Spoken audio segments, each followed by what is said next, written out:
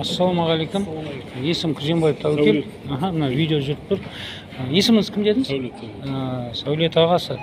Мына жерде енді сіз өзіңіз служба безопасностьтың басшысыз, Министерство финансов ғимаратында. Жоқ, бұл жерде бұл мемлекеттік мекеме, сауда орны емес. Кім рұқсат берді бұл нәрсеге? Кім рұқсат? Пока емес, ол сіз деген Бектеновтан алдында ертеңгі күні жауап беретіндеріңізді білесіздер ма? Мемлекет басшысы бізге кіммен согласован, именно торговля жүрсін деп па, финансовый. Ол күнде сатып жатыр, күнде. Жоқ, қандай, жоқ, келісімшарт бар ма? Бұл ғимаратты кім жалға бердіңіздер ма? Сауда орнын адам жалға беру арқылы не істейді? Бұл жерде бұл деген мемлекеттік ғимарат қой. Сіз білесіз ба оны мемлекеттік ғимарат екенін? Сіз өзіңіздің жеке қораңызды бере беріңіз жаңағы неге? Сіз маған неге айтып жатырсыз? Мен служба безопасности, сіз неге бөгде кісілерді кіргізесіздер? Жоқ, дұрыс қой енді, охрана болса сіздер неге кіргізесіздер? Бірінші шақыртайын адамды. Кім шақырсын? Шақырыңыз. Шақырыңыз онда болса.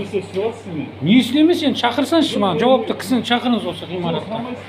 Мен неден бұл кісілерден сұрап, бұл кісілерге рұқсат бергеннен кейін келді. Сіз енді маған шақырып беріңіз адамын. Кесін, кім жауапты? Дұрыс қой, сіз за порядок, а кімді жердегі за порядок болмаса қайтесіз? Мынау сатып алып көрді, адам сатып көрді. Енді бұны рұқсат болып тұр, қазір. Қаяқта рұқсаты? Шақырыңызшы онда, сол кісіні шақырыңыз. Мен сөйлесейін.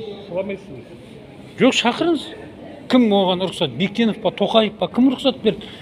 Халықтың, мен Қазақстан Республикасының азаматым, Қызылорда өңірінен келдім Астанаға. Мына жерде қайқа? Кіріп шықтым, мен өйткені әр сала бар екен, сол салалардың басшыларымен кездесіп жатырмын қазір. Елдің ахуалын түзеу үшін адам деген бірінші өзімізден бастауымыз керек. Біз мемлекет, біз оның үстіне бұл министерство. Министерство финансовта мынандай сауда жаса деген ешкім жоқ қой кісілерге. Келісімшартқа отыра алмайды саудамен. Ол коррупцияға жатады. Не алдық?